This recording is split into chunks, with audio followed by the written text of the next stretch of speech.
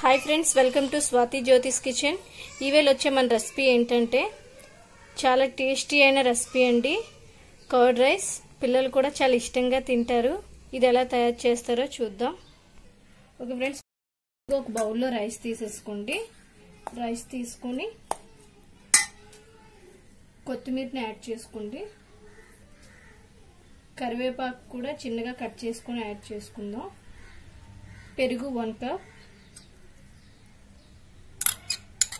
ఇవన్నీ కూడా బాగా కలిపేసుకోండి. రైస్లో పెరుగు, కరివేపాకు, కొత్తిమీర. Salt 1 spoon. క్యారెట్ తురుముకొని వేసుకోండి. బాగా కలిపేసుకోండి ఇవన్నీ కూడా. ఓకే ఫ్రెండ్స్, ఇవ్వండి మన క్యారెట్ రైస్ అన్నీ కలిపేసుకున్నాం కదా. ఇలా కలిపేసుకొని పెట్టేసుకుందాం సైడ్కి. ఒక 5 minutes పెట్టేసుకొని ఇప్పుడు మనం రెండు స్టవ్ వెలిగించేసుకొని ప్యాన్ పెట్టేసుకోండి.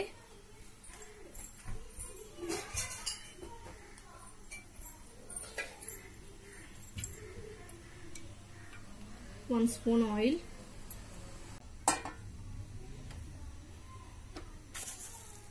ఓకే ఫ్రెండ్స్, 1/2 టీ స్పూన్ ఆవాలు, జీలకర్ర 1/2 టీ స్పూన్, మినప్పప్పు, శనగపప్పు,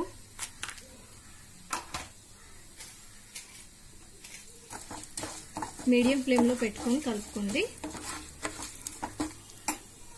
ఎండుమిర్చి 3 ఎండుమిర్చి, పచ్చిమిర్చి 1,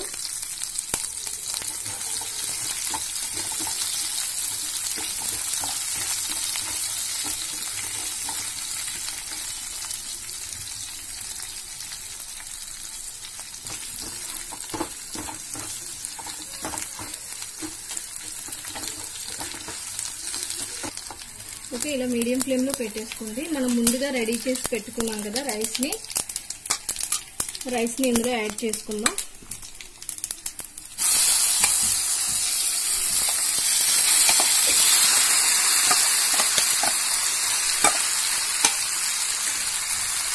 రైస్ని యాడ్ చేసుకొని కలిపేసుకోండి. బాగా కలిపేసుకోండి. ఓకే ఫ్రెండ్స్, ఇలా కలిపేసుకున్నాం కదా. కలిపేసుకొని ఒక 5 minutes ఇలాగే మీడియం ఫ్లేమ్లో మూత పెట్టేసుకుని ఉంచుకుందాం. 5 minutes బాగా కలిపేసుకున్నాం కదా. 5 minutes మూత పెట్టేసుకుని ఉంచుకుందాం. ఓకే ఫ్రెండ్స్, 5 minutes అయిపోయింది కదా. ఓపెన్ చేసి చూసేద్దాం. ఇవ్వండి మన కర్డ్ రైస్ రెడీ అయిపోయింది. మంచి ఫ్లేవర్ వస్తుంది కదా. ఇక స్టవ్ ఆఫ్ చేసుకుందాం. సర్వింగ్ బౌల్లోకి సర్వ్ చేసుకుందాం. ఓకే ఫ్రెండ్స్, చూసారు కదా. ఇప్పుడు కొత్తిమీరతో గార్నిష్ చేసుకుందాం.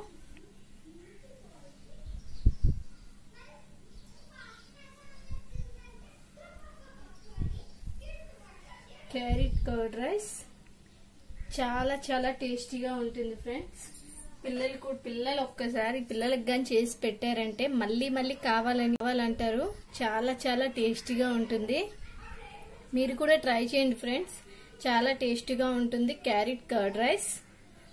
ఓకే ఫ్రెండ్స్, చాలా సింప్లీగా ఇన్స్టెంట్గా ఇంట్లోనే చేసుకోవచ్చు.